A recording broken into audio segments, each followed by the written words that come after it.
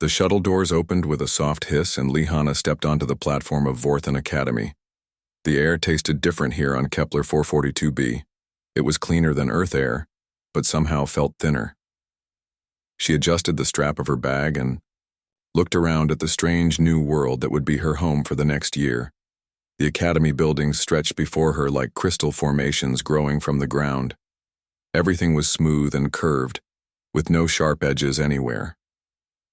The Vorthans, who built this place, clearly liked their architecture soft and flowing. Students moved between the buildings in small groups, their forms alien and fascinating. Hana had studied the files during her 3-month journey here, but seeing the different species in person was still overwhelming. The Vorthans themselves looked like living crystals, their bodies catching and reflecting the light of their orange sun. They moved with careful grace, as if afraid of breaking something. The Nefri students flowed rather than walked, their tentacle-like limbs rippling as they glided across the smooth pathways. The Kithra clicked and chittered to each other, their insect-like bodies quick and precise in every movement. She was the only human on the entire planet. A tall Vorthan approached her, his crystalline face difficult to read. His name tag identified him as Administrator Vel Lightbender. His voice had a musical quality when he spoke, like wind chimes in a gentle breeze. Exchange student Lihana, you are expected in the main administration building. Please follow the blue pathway markers. Hana nodded and tried to smile, though she wasn't sure if Vorthans understood human facial expressions. Thank you. I'm excited to be here.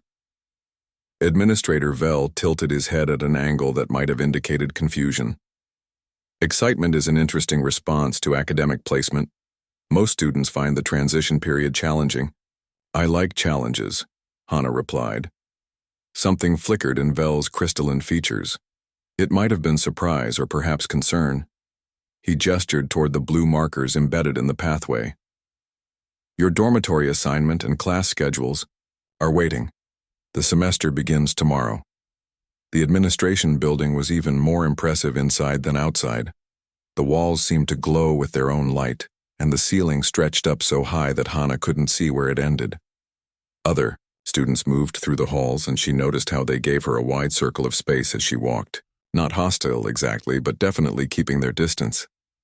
At the assignment desk, a Nefri administrator handed her a datapad with her schedule. Her skin was a pleasant blue-green color that shifted like water in sunlight. Her voice bubbled when she spoke. Student Lihana, you have been placed in advanced courses as requested by the Galactic Education Initiative. Your primary class assignment is Advanced Xenobiology with Professor Quillnex. This is considered one of our most challenging courses. Hana looked at the schedule. Along with xenobiology, she had galactic history, advanced mathematics, interspecies, communication, and physical sciences. It was a heavy course load, but that's what she had requested. Where is the advanced xenobiology classroom? She asked. Building 7, Level 3, Room 847. Professor Quillnex prefers punctuality. The administrator's tentacles moved in what might have been a warning gesture. He is very particular about maintaining proper academic standards. Hana spent the rest of the day exploring the campus and finding her dormitory room. It was small, but comfortable, with a window that looked out over the academy's vast library complex. Her roommate was supposed to be a Zephyrian student named Wisp Cloudtouch, but there was a note saying she had requested a transfer to a different room. No explanation was given. That evening, Hana sat at her desk and reviewed the xenobiology textbook that had been provided. The material was fascinating but seemed strangely limited. The book discussed various species and their development, but only covered what it called civilized evolutionary paths. There were mentions of species that had developed through challenging circumstances, but no details about what those circumstances were. She made notes in the margins, marking sections that seemed incomplete or raised questions. Her teachers on Earth had always encouraged students to ask questions when something didn't make sense. She hoped the same would be true here. The next morning, Hana arrived at the advanced xenobiology classroom 15 minutes early. The room was circular with curved desks arranged in 3 concentric rings. Students were already taking their seats, and she noticed they were choosing spots in the inner two rings, leaving the outer ring mostly empty. Professor Quillnex entered as the session was scheduled to begin. He was a Vorthon, taller than Administrator Vel, with darker crystal formations that gave him an impressive and somewhat intimidating appearance. His eyes scanned the room and settled on Hana with what felt like disapproval. "Students, we have an exchange participant joining us this semester. Please take note of seating arrangements." He gestured toward the back corner of the outer ring. "Exchange student Lee Hana, your assigned seat is there. This will allow you to observe our discussions without disrupting the flow of advanced discourse." Hana walked to the indicated seat, feeling every alien eye in the room following her movement. The desk was positioned so she could see the front of the classroom, but she was clearly separated from the other students. The nearest occupied desk was 3 seats away. Professor Quillnex began his lecture on stable evolutionary patterns in galactic species. He discussed how the most successful species in the galaxy had developed along peaceful, cooperative lines. He spoke about the Vorthon's crystalline perfection, achieved through harmony with their environment. He described the Nephri's fluid adaptability as a result of gentle evolutionary pressures. The Cathara's efficient social structures were presented as the natural outcome of logical development. These species represent the ideal path of evolutionary progress, Professor Quillnex explained. They achieved advancement through cooperation, logic, and peaceful adaptation to their environments. This is why they became successful members of galactic civilization.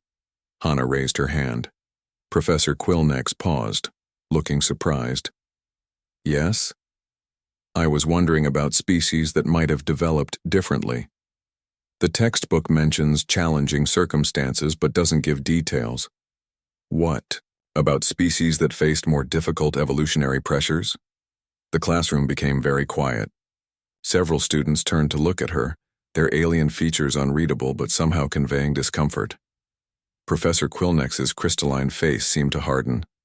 "Such species, if they exist, are not relevant to this course. We study civilized development patterns. Primitive or aggressive evolutionary paths are not suitable subjects for advanced academic discussion. But wouldn't understanding different developmental paths give us a more complete picture of how species evolve?" Hana asked.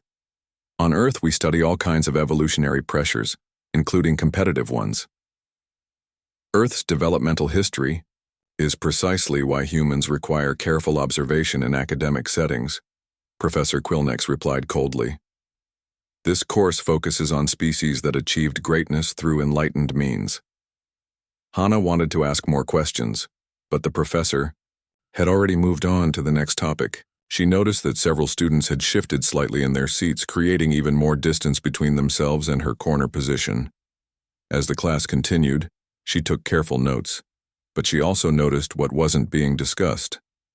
The textbook's gaps seemed even more obvious now. There were hints of complexity in each species' development that the lectures simply glossed over or ignored entirely. When the session ended, the other students filed out quickly. A few glanced in her direction, but no one approached or spoke to her. She gathered her materials slowly, thinking about the strange limitations in the curriculum. As she left the classroom, Hana wondered if her year at Vorthon Academy would be as educational as she had hoped. The other students seemed nice enough, but they were clearly keeping their distance. Professor Quillnex was obviously not pleased with her presence, but the questions in her mind were multiplying.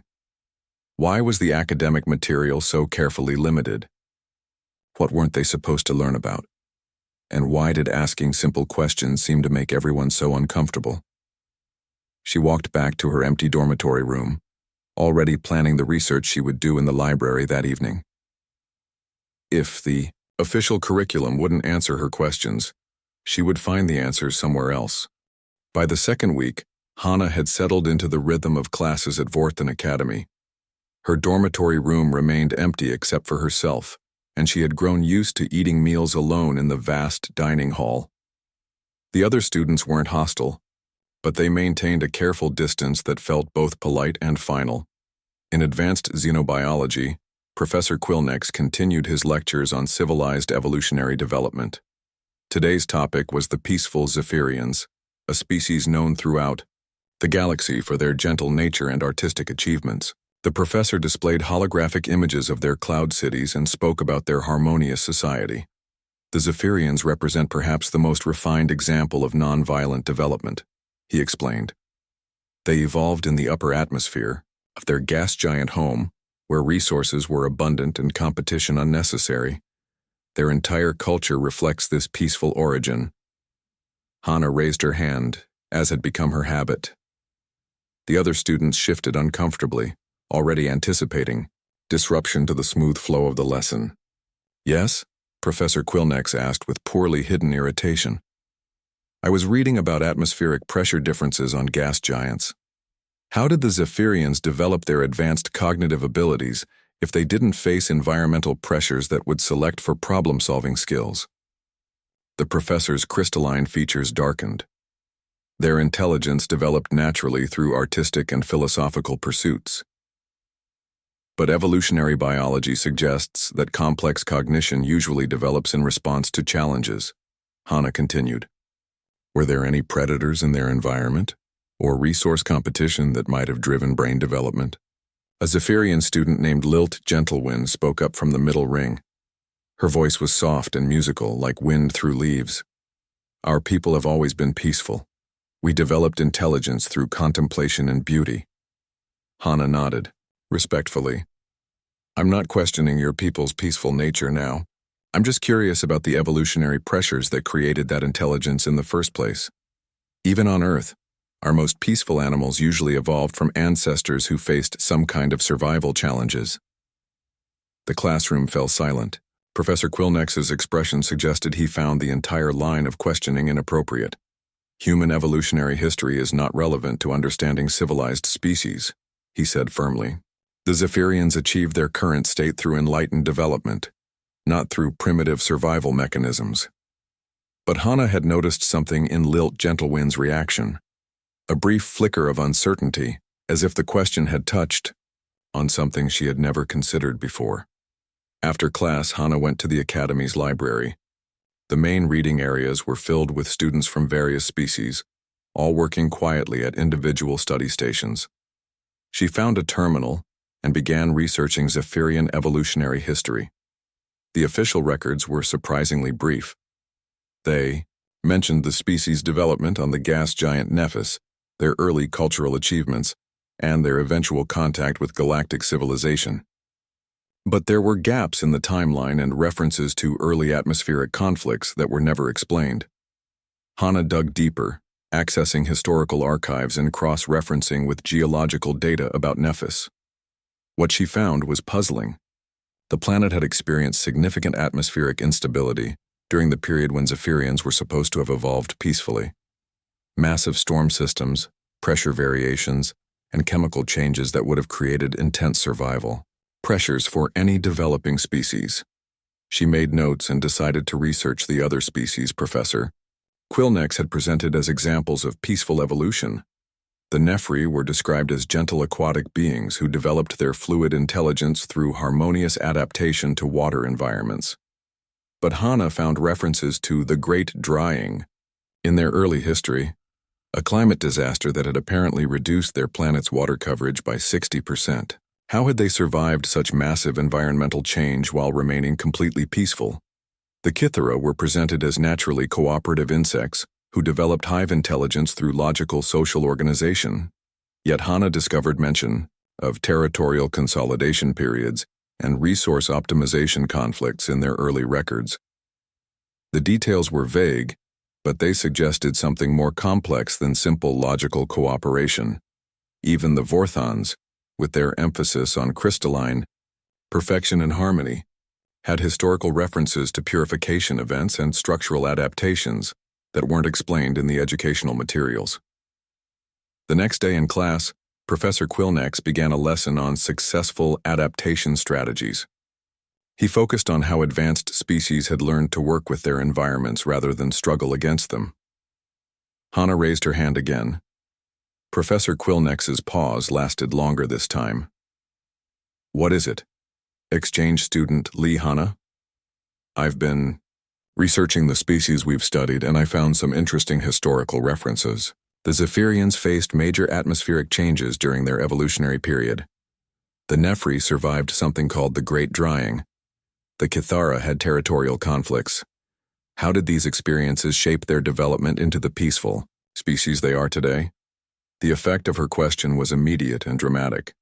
Several students turned to stare at her with expressions that seemed shocked.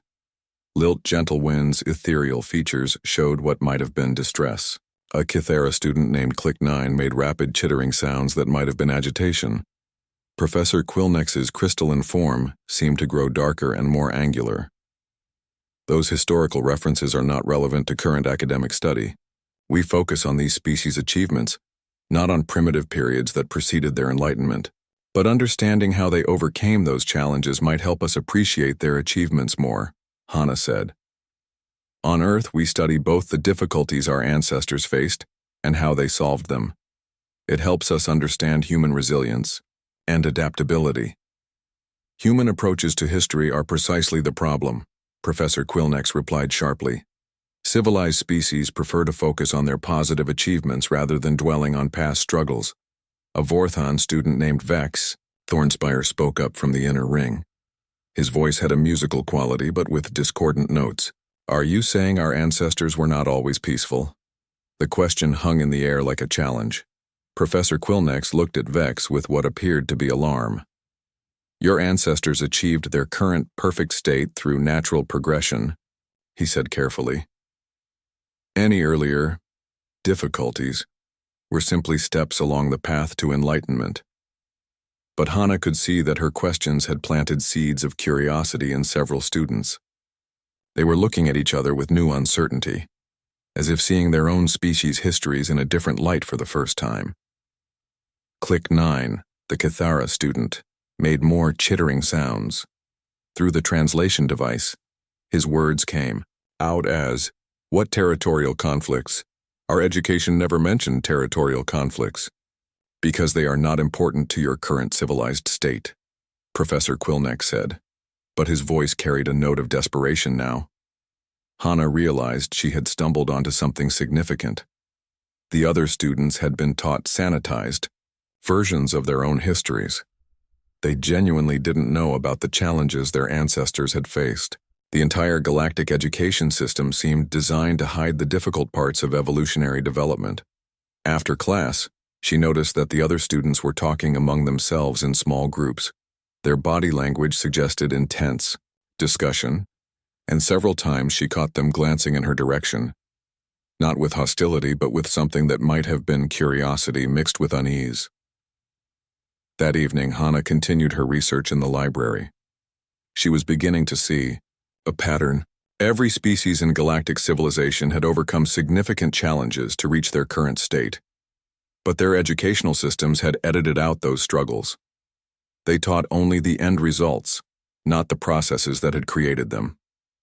She wondered what would happen when the other students started asking the same questions she was asking, and she wondered why the questions seemed to frighten the adults so much.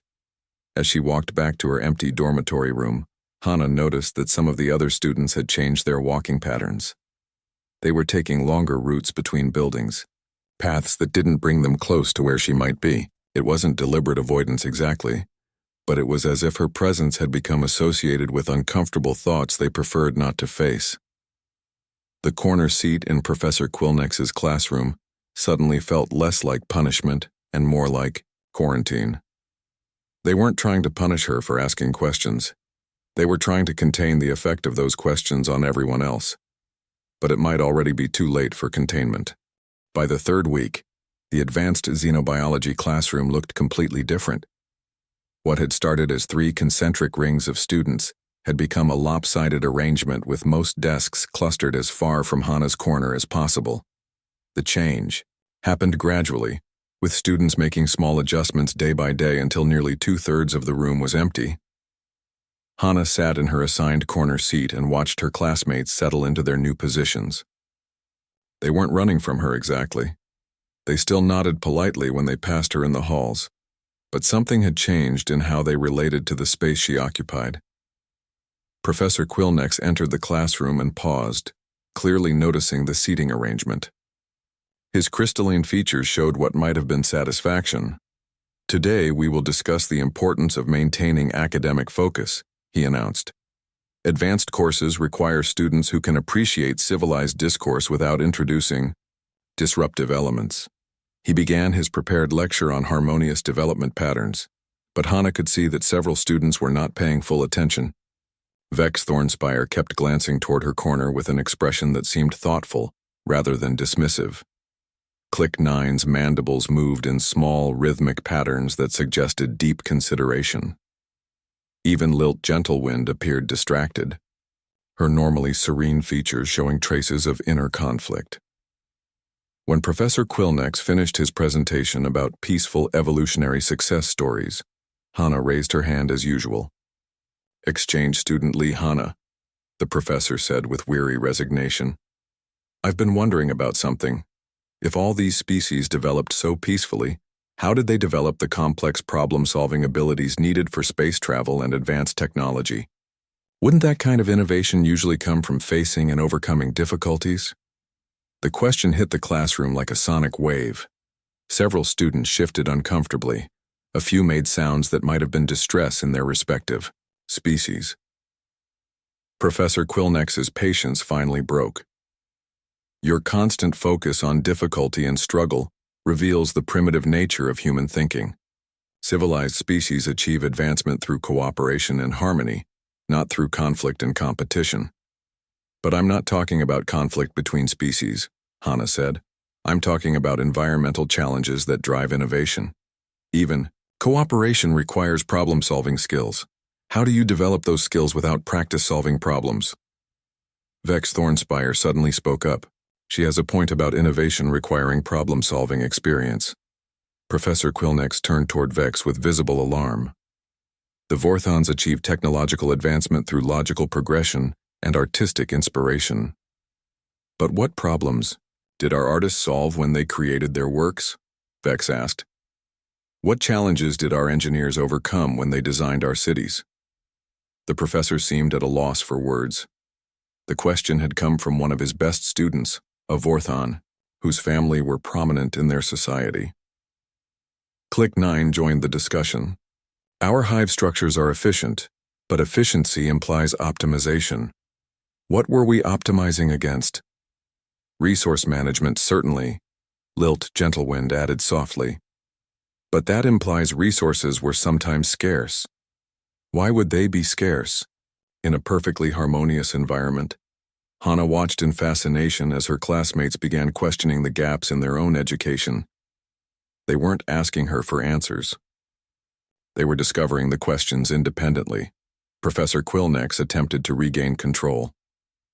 "These are advanced philosophical considerations that go beyond the scope of this course. Our focus should remain on celebrating the achievements of civilized development." But the damage was done. The students were thinking now, and thinking led to more questions.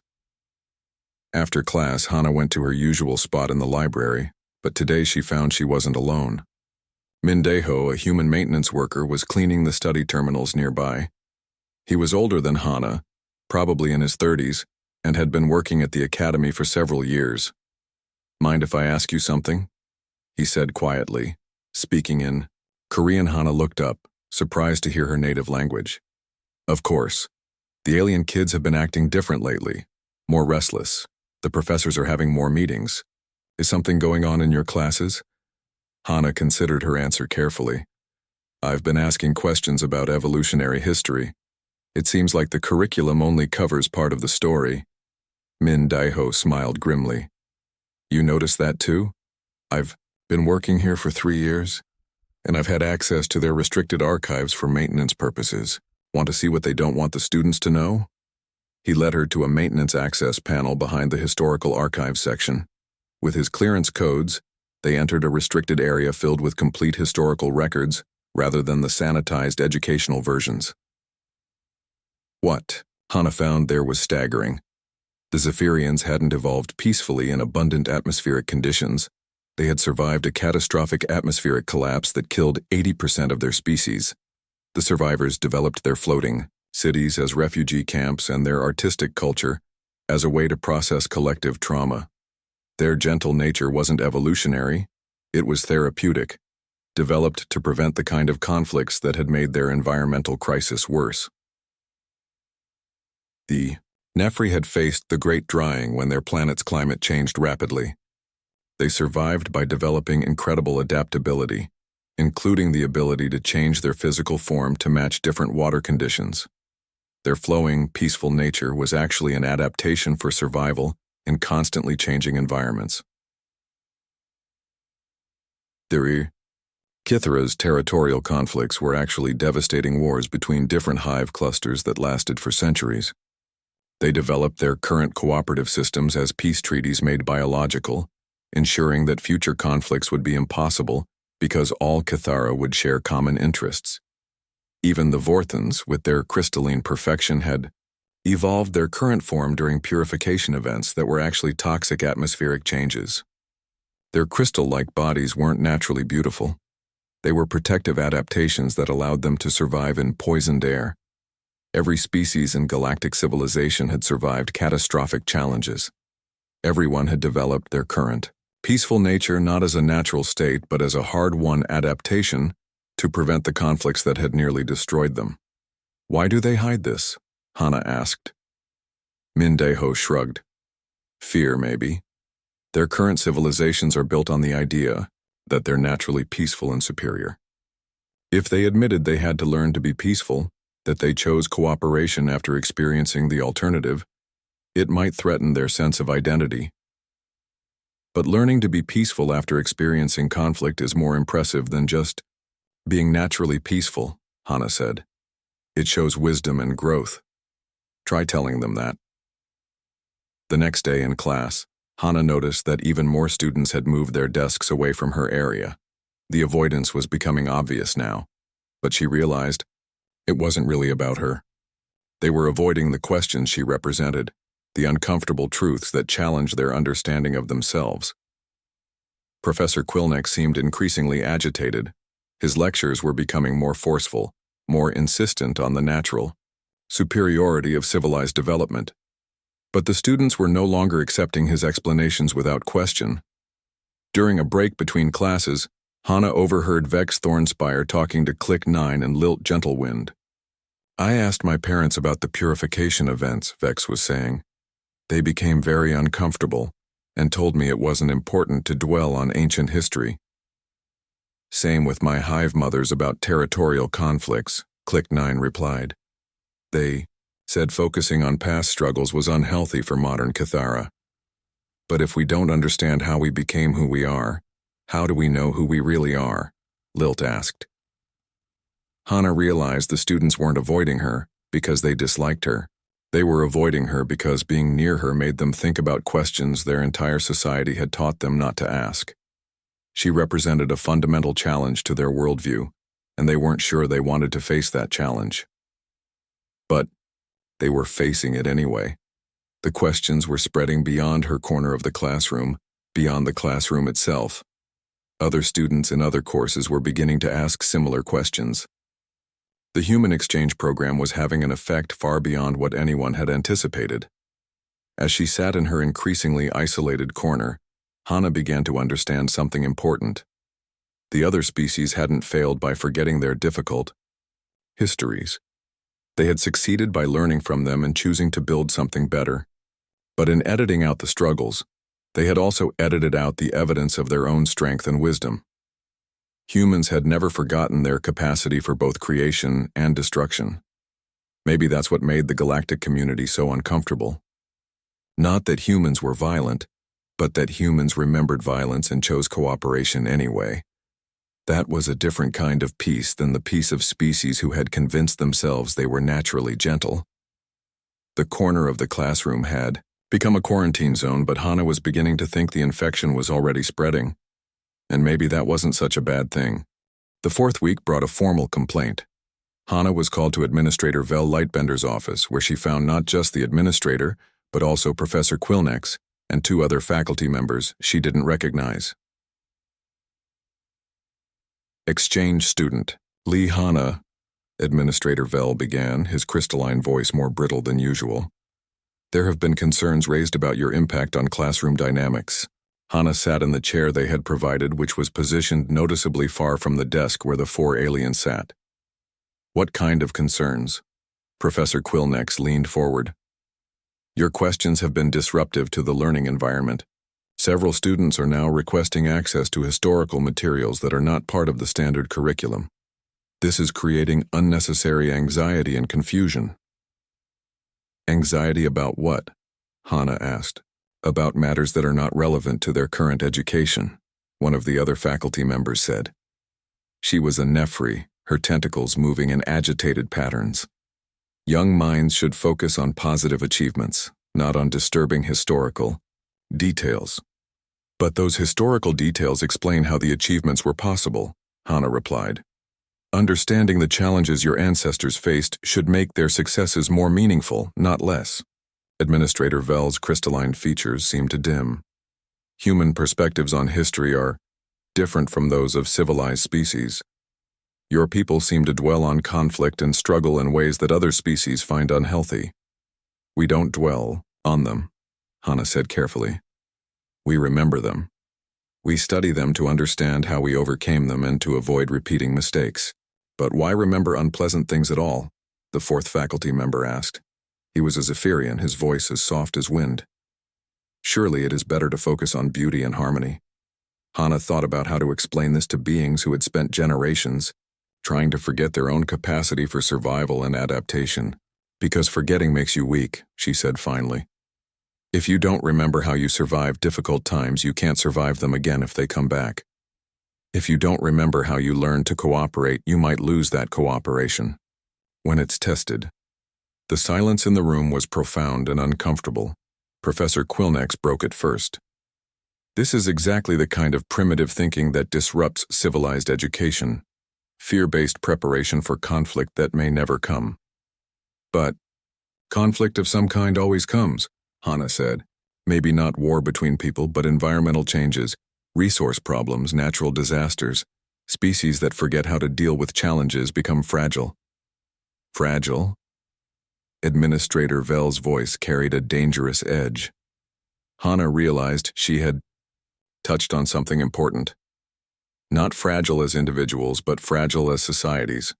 When everything is comfortable and safe, you lose the skills needed to handle problems when they arise. The Nephri faculty member's tentacles writhed. Are you suggesting that our civilizations are somehow inferior to human society? No, Hana said quickly. I'm saying they're different. You've built something beautiful by choosing peace after experiencing alternatives. But by forgetting the alternatives existed, you've made it harder to defend that peace if it's threatened. She paused, trying to find words that wouldn't sound insulting. Humans are still close to our difficult history. We remember what we're capable of, both good and bad. That makes us uncomfortable to be around because we remind you of things you've chosen to forget. The room fell silent again. The four faculty members exchanged glances that seemed loaded with unspoken communication. Finally, Administrator Vell spoke. We are considering requesting your removal from the exchange program. Your influence on other students has been unsettling. Before Hana could respond, there was a soft chime from the office communication system. Vell activated it with a gesture. Administrator, there is a priority communication from the Galactic Education Initiative. Ambassador Kim Tae-young is requesting immediate conference access. Vell's crystalline features showed surprise. Very well. Put the ambassador through. The holographic display activated, showing a middle-aged Korean woman in formal diplomatic attire. She looked tired but determined. Administrator Vell, I am Kim Tae-young, human representative to the Galactic Education Initiative. I understand there have been concerns about our exchange student. Ambassador Kim, Vell replied formally. We have been discussing student Lee Hana's impact on our academic environment. Ambassador Kim's expression remained neutral. I see. Are there specific incidents of misconduct you wish to report? Professor Quillnex spoke up. The student has been asking inappropriate questions that disrupt classroom harmony, and disturb other students with unnecessary historical inquiries. Questions about the curriculum? Ambassador Kim asked. Questions about historical periods that are not relevant to current education, the NEFRI faculty member explained. Ambassador Kim was quiet for a moment. I see. Administrator Vell, are you aware that similar reports are being filed at every educational institution currently hosting human exchange students? The administrator's crystalline form seemed to flicker. Similar reports? Identical reports, Ambassador Kim confirmed. Human students asking questions about historical gaps in curricula, local students becoming curious about their own species' complete histories, faculty becoming uncomfortable with student inquiries. She paused, looking directly at each of the faculty members through the display. The pattern is consistent across 47 different worlds and 12 different species educational systems, which suggests this is not a problem with individual human students, but rather a fundamental difference in how humans and other galactic species approach education and historical understanding. Administrator Vell's voice was careful. What do you propose? I propose we acknowledge that this difference exists and decide whether it represents a problem to be solved or an opportunity to be explored. Ambassador Kim's image leaned forward slightly. Every report describes the same phenomenon. Human students don't disrupt classes through misbehavior. They disrupt them by asking questions that reveal gaps in how other species understand their own histories. The disruption comes not from the questions themselves, but from the fact that local students begin asking the same questions. Professor Quilnex's crystalline features darkened. Because humans encourage dwelling on negative historical events instead of focusing on positive achievements. No, Ambassador Kim replied. Because humans encourage understanding complete historical context instead of focusing only on end results. There's a significant difference. She gestured, and additional data appeared on the display. Our preliminary analysis suggests that every galactic species has edited their educational materials to remove references to the challenges their ancestors overcame. This creates a learning environment that celebrates outcomes without understanding processes. What is wrong with celebrating positive outcomes? The Zephyrian faculty member asked. Nothing at all, Ambassador Kim said, but understanding how those positive outcomes were achieved makes them more meaningful and more sustainable. Hana watched the conversation with growing understanding. This wasn't just about her classroom or even her school. This was about a fundamental difference between how humans and other species dealt with their own histories. Humans make other species uncomfortable, she said quietly. Everyone turned to look at her. Not because we're violent or aggressive, but because we remember that we had to learn to be peaceful. We remember that cooperation and kindness are choices we make, not just natural states we exist in. That makes our peace different from yours. Administrator Vell's crystalline form seemed to pulse with internal light. Different how? Tested, Hana replied. We know it works because we've tried the alternatives. You know it works because it's all you've been taught to try. The silence that followed was longer and deeper than any before. Ambassador Kim finally spoke. The question the Galactic Education Initiative faces is this. Is the human approach to historical education something that threatens galactic civilization, or something that could strengthen it? She looked at each faculty member in turn. That decision will determine not just whether human exchange students continue in your schools, but whether humanity continues to be welcome in galactic society at all. 3 days after the meeting with Ambassador Kim, everything changed at Vorthon Academy. The change started small, with whispered conversations between students and worried expressions on faculty faces. Then it spread. Hana first noticed it in the dining hall, where she usually sat alone. Students at other tables were having intense discussions, their voices carrying an urgency she had never heard before. A group of Cathara were clicking rapidly to each other, their usual calm efficiency replaced by agitated movement. Several Zephyrian students sat in unusual silence, their normally serene features troubled. When she arrived at advanced xenobiology, the classroom arrangement had changed again. But this time, instead of moving away from her corner, Some students had moved closer. Vex Thornspire had relocated his desk to the outer ring, just 2 seats away from hers. Click 9 had also moved to the outer ring, though on the opposite side. Lilt Gentlewind remained in her original position, but she kept glancing toward Hana's corner with an expression of curious concern. Professor Quillnex entered the classroom and paused, clearly disturbed by the new seating arrangement. "Students, please return to your assigned positions. We weren't assigned specific desks," Vex Thornspire said. "We were told to sit in order of academic standing. I've been reconsidering my academic standing." Professor Quillnex's crystalline features showed confusion. "Your academic standing is excellent. You have no reason to change your position."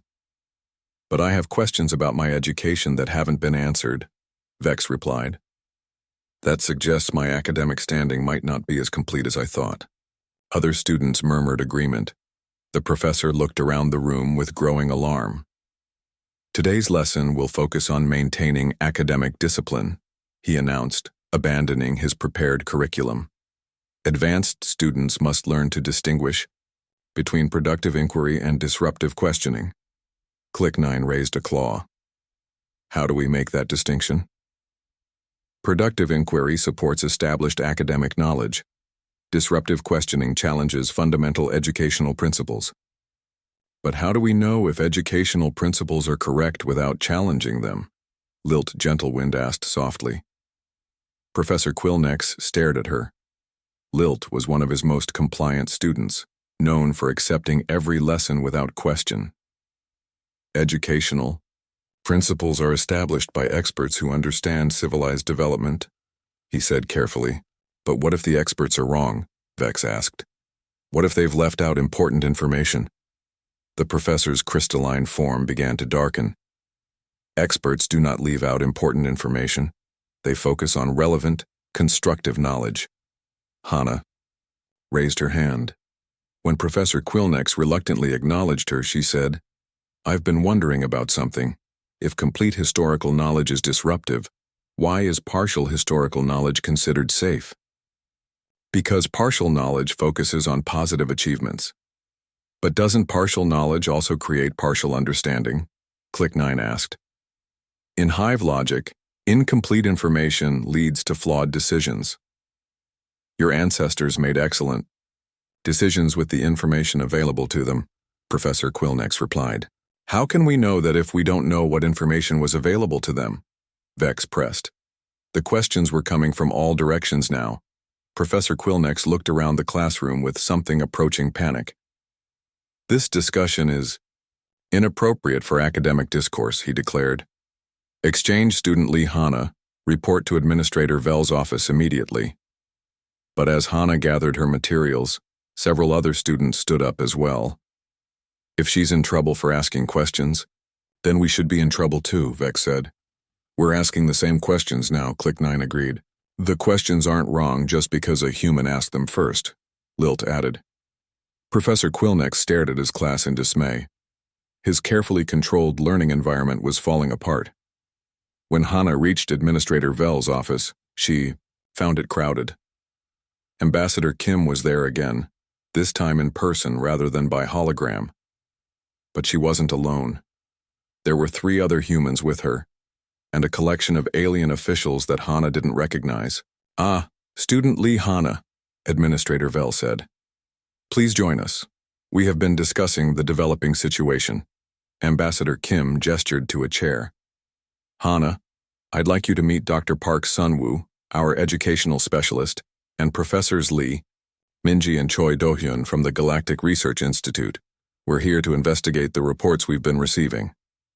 Dr. Park, a woman in her 40s with kind eyes, spoke first. "Hana, we understand that your questions in class have led to some unusual reactions from other students. They started asking questions too," Hana said, "about their own histories and why certain information isn't included in their education."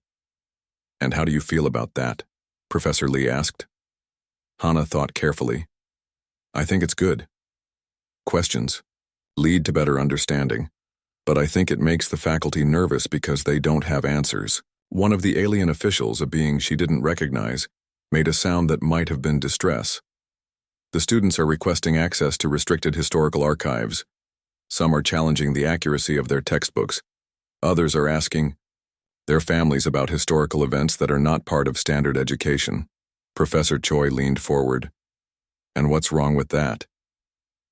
It creates social instability, the alien replied. Young beings should focus on their future contributions, not on disturbing historical details. But understanding history helps inform future contributions, Dr. Park said gently. How can students make wise decisions if they don't understand the full context of their species' development? Administrator Vell's crystalline form pulsed with internal light. Because dwelling on past difficulties creates anxiety and social discord. Does it? Ambassador Kim asked. Or does hiding those difficulties create fragility that can't handle real challenges when they arise? She activated a display showing data from multiple worlds. We've now received reports from 63 educational institutions across the galaxy. The pattern is identical everywhere. Human exchange students ask questions about gaps in curricula. Local students begin asking the same questions. Faculty report disruption to classroom harmony. The display changed to show additional data. But here's what's interesting. In every case, the disruption consists entirely of students wanting to learn more about their own species' histories. There have been no incidents of violence, rebellion, or antisocial behavior. The disruption is purely intellectual curiosity. A new voice entered the conversation, which raises the question of why intellectual curiosity is considered disruptive. Everyone turned to see Vex Thornspire standing in the doorway, along with Click 9 and Lilt Gentlewind. Students, you should not be here, Administrator Vell said. Respectfully, Administrator, we think we should, Vex replied. We're the ones being affected by these policies. Click 9 stepped forward. We've been researching in the library archives, the restricted sections that Mindeho helped us access. Lilt Gentlewind's soft voice carried unusual strength. We found our real histories, all of them. The struggles our ancestors overcame, the challenges they faced, the wisdom they gained through experience. And we're not traumatized or disturbed, Vex added. We're impressed. Our ancestors were stronger and wiser than we were taught to believe. The alien officials exchanged alarmed glances. You see, one of them said to Ambassador Kim, this is exactly the kind of disruption we were concerned about. Students questioning educational authority, accessing restricted materials, forming unauthorized conclusions. Unauthorized conclusions about their own species' histories? Professor Lee asked. Who has the authority to authorize or forbid understanding of historical facts? The question hung in the air like a challenge. Dr. Park spoke into the silence. It seems to me that the real issue isn't whether human students are disruptive. The issue is whether the galactic educational system is prepared to handle students who ask questions about gaps in their education. She looked around the room at the assembled officials. Humanity has never hidden its difficult history from its young people. We teach our children about war and peace, creation and destruction, failure and success. We believe that understanding the full spectrum of human experience makes them stronger, not weaker. And our children are resilient, Ambassador Kim added. They can face challenges because they understand that their ancestors faced and overcame challenges. They can choose peace because they understand the alternatives. Administrator Vell's voice was quiet. Are you saying that our educational methods make our children weak? I'm saying they make them unprepared, Dr. Park replied gently. Beautiful, accomplished, but unprepared for any difficulties that don't match their comfortable expectations. Click 9 spoke up. We want to be prepared. We want to understand how our ancestors became strong enough to build the civilizations we inherited. Hiding that from us doesn't protect us.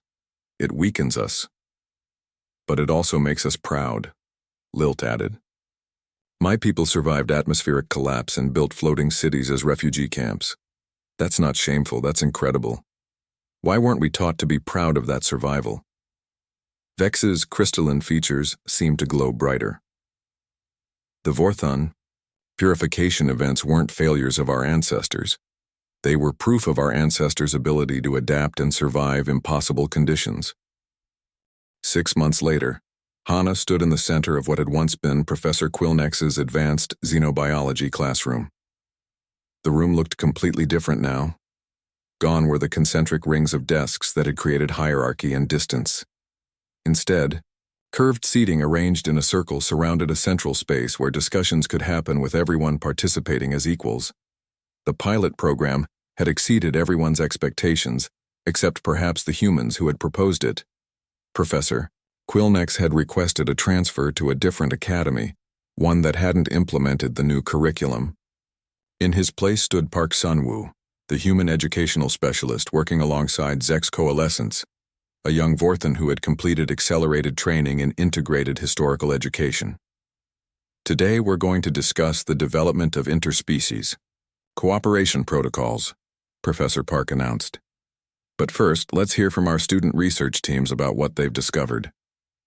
Vex Thornspire stood up from his position in the circle. Over the past months, his crystalline form had somehow become more vibrant, as if understanding his species' true history had made him more authentically Vorthan rather than less. My team researched the Great Confluence when our species first made contact with each other, he began. The official histories say it was a natural meeting of peaceful civilizations who immediately recognized each other as kindred spirits. He paused, looking around the circle at his classmates. The complete records tell a different story. The initial meetings were tense and often hostile. Each species was afraid the others might be threats. It took decades of careful diplomacy and several near disasters before trust was established. Click 9 rose to continue the presentation. What we found interesting is that the cooperation protocols that govern galactic civilization today were specifically designed to prevent the conflicts that almost happened during early contact. Lilt Gentlewind added her part. The peaceful nature of galactic society isn't accidental or natural. It's the result of conscious choices made by beings who understood what the alternatives could look like. Hannah listened with pride as her former classmates presented research that went far beyond anything they could have imagined when she first arrived. The questions that had once made them uncomfortable were now the foundation of deeper understanding. Professor Zek spoke up. What conclusions did your team reach about the implications for current interspecies relations? That our cooperation is much stronger than we thought, Vex replied. It's not fragile because it was built by beings who knew it could be fragile. They designed it to handle stress because they had experienced stress. A Cathera student named Buzz12 raised a claw. Our team studied something similar. We looked at how different species developed their current forms of government and social organization. She activated a holographic display showing complex societal structures. Every species in galactic civilization went through periods of testing different systems. Monarchies, democracies, collective decision-making, hierarchical structures. The current systems weren't their first tries, they were their best tries after learning from failures. The discussion continued with contributions from students of every species represented in the classroom. They discussed agricultural development, technological advancement, artistic expression, and philosophical evolution. In every case, they had discovered that the achievements their civilization celebrated had been built on foundations of trial, error, and learning from difficult experiences. Professor Park nodded approvingly. What you're describing is the difference between naive optimism and educated optimism. Naive optimism believes things will be good because they've always been good. Educated optimism believes things can be good because we've learned how to make them good, even when they start out bad. And educated optimism is more durable, added Click 9. Because it includes strategies for handling problems when they arise. After class, Hannah walked across the academy campus toward the new central library. The building had been redesigned to eliminate restricted sections. All historical materials were now accessible to all students, with guidance from faculty on how to interpret complex or potentially disturbing content. She found Min Dai-ho in the archives section, where he was now working as an assistant librarian rather than just maintenance staff. The academy had recognized that his years of access to complete records made him uniquely qualified to help students navigate comprehensive historical research. "How's the integration project going?" she asked. Min Dai-ho looked up from a stack of newly cataloged materials. Better than expected. We're getting requests from other academies for copies of the complete curriculum. Apparently, students who've gone through the pilot program are outperforming their peers on resilience and problem-solving assessments. Any resistance from faculty or administration? Some, he admitted, but it's harder to argue against success. And the students who've been through the program are becoming advocates for it themselves. They're going home and asking their families why they weren't taught complete histories earlier. Hannah nodded. This was the part of the change that might prove most significant in the long term. Students weren't just learning differently in school, they were carrying different expectations home to their families and communities. There's something I wanted to show you, Mindeho continued. He led her to a new section of the library labeled Comparative Species Development. The area was filled with interactive displays showing the evolutionary and cultural development of different species, but not as separate, isolated stories. Instead, the displays showed how different species had faced similar challenges and developed different solutions, or how similar solutions had emerged independently across multiple species. This is what the students requested, Mindeho explained. They wanted to see the connections between their species' experiences. They realized that understanding their own history was just the beginning. At one display, a mixed group of students was engaged in animated discussion. Hannah recognized some of them from her original advanced xenobiology class, but there were also students she had never met, including several who appeared to be from species not native to this world. Exchange programs are expanding, Mindeho noted following her gaze. Not just human students going to alien schools, but students from all species visiting each other's educational systems. They want to understand how different approaches to the same challenges led to different but equally valid solutions. As they walked through the library, Hannah was struck by the energy in the space. Students were engaged, curious, asking questions, and helping each other find answers. The quiet, careful atmosphere of her first weeks at the academy had been replaced by something much more dynamic. Hannah! Vex Thornspire approached from one of the study areas, accompanied by Lilt Gentlewind and several students she didn't recognize. Perfect timing, we wanted to invite you to something. What's that? The first Galactic Student Conference on Integrated Historical Education, Lilt explained. It's being held here at Vorthen Academy in 2 weeks. Students from 47 different worlds are coming to present research and share methodologies. And, to celebrate, added one of the students Hannah didn't recognize, a being whose species she couldn't identify. We're calling it the Festival of Questions. Vex grinned, an expression that looked oddly natural on his crystalline features. We thought you should be the keynote speaker. Hannah stared at them. Me? But I'm just a student. I didn't create any of this. You started it, Lilt said simply. You asked the first questions. You sat in the corner while we rearranged our seats to avoid uncomfortable thoughts, but you kept asking questions anyway. The corner seat has become a symbol, the unknown student added. Students across the galaxy are calling it taking the corner when they ask questions that challenge incomplete education. Hannah felt overwhelmed. What had started as simple curiosity about gaps in a curriculum had become a galaxy-wide movement toward more complete education. I don't know what I'd say in a keynote speech, she admitted. Tell them why questions matter, Vex suggested. Tell them why it's worth sitting in the corner if that's what it takes to find answers. 2 weeks later, Hannah stood before an auditorium filled with young beings from species she had never seen before. The diversity was overwhelming and beautiful. But what struck her most was the expression they all shared, regardless of their physical forms. Curiosity, openness, the willingness to learn things that might challenge their assumptions. She looked out at the audience and began.